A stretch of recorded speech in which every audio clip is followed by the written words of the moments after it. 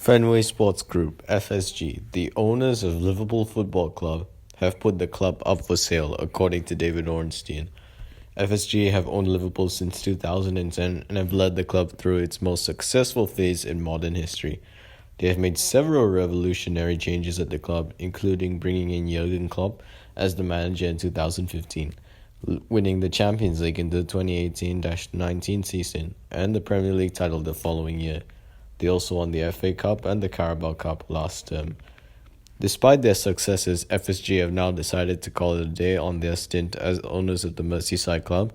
It is going to be a massive move, as the club have benefited greatly under FSG, both on and off the pitch.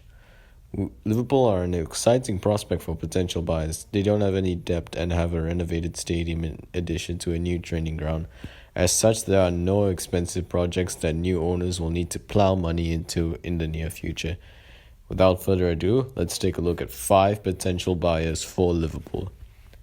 Coming in at number 5, we have Norway Sovereign Fund. The Norway Sovereign Fund represents a much more acceptable option than potential buyers from the Middle East with regards to the club's ethos. The Merseysiders have a huge fan base in Scandinavia. Norway is a country that has a sovereign wealth fund and is known for being ethical in their political dealings. Former Liverpool striker Stan Collymore alluded to the same in the column on Caught Offside. He wrote, "Liverpool have a large fan base in Scandinavia and Norway, in particular that fly to games. I think if Liverpool and FSG were clever, instead of saying they're going to sell to the Saudis, for example, go around to countries that have sovereign wealth fund but also have ethical ways of dealing with their politics, which Norway certainly does, and ask if they want to buy Liverpool." Coming in at number 4, we have Bahrain Sovereign Wealth Fund. FSG reportedly received a £3 billion bid for Liverpool in 2021 from an unnamed Middle Eastern party. However, they rebuffed the offer before deciding to join hands with other elite clubs in an attempt to kickstart the European Super League.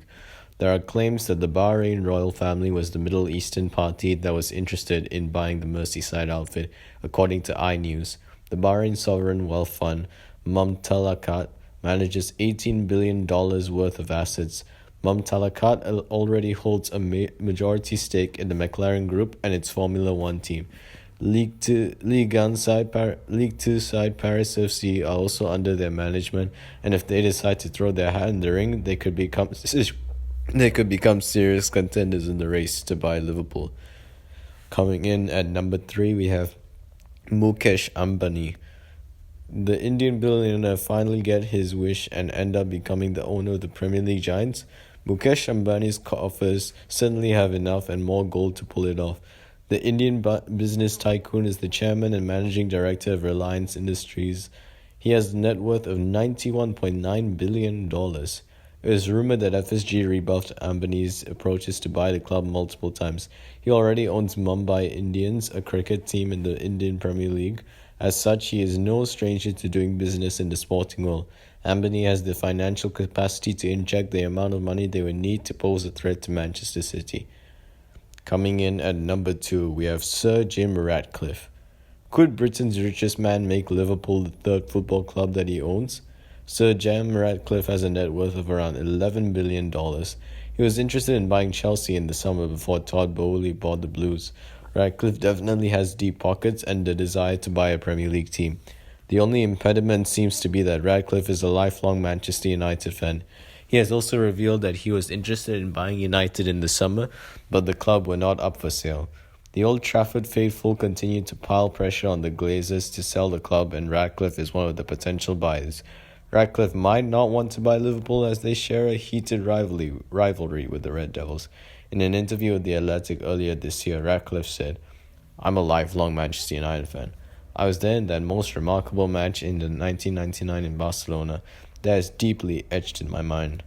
And number 1 contenders to buy Liverpool right now is the Dubai royal family.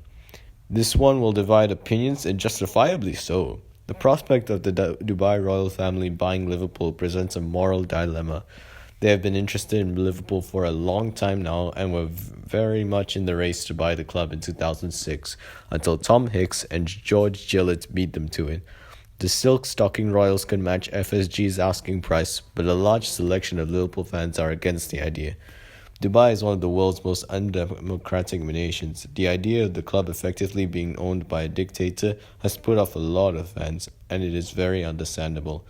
However, if the Dubai royal family does end up buying the club, Liverpool will have no trouble matching Manchester City's spending and ambition. And here's my overall takeaway from all these buyers. I don't want any sort of Middle Eastern club to buy us. I want no foreign owners to come in and buy Liverpool Football Club. I want a club that is bought by the first people that came in the idea of making and forming and establishing Liverpool Football Club, the English people. I only want English owners. No Middle Easterns shouldn't be involved. But the thing about Middle Eastern owners is they have crazy amounts of cash they can spend on clubs, but it's basically a cheat code for other clubs, and it shows no competitiveness. And you're saying, oh, Newcastle are good and they're becoming better, but it decreases the chances for other teams to compete for top four, and it's useless now. And if we get an oil money club, it'll just be so stupid, and I don't want that to happen to a club like us, who we've not relied on a lot of money either.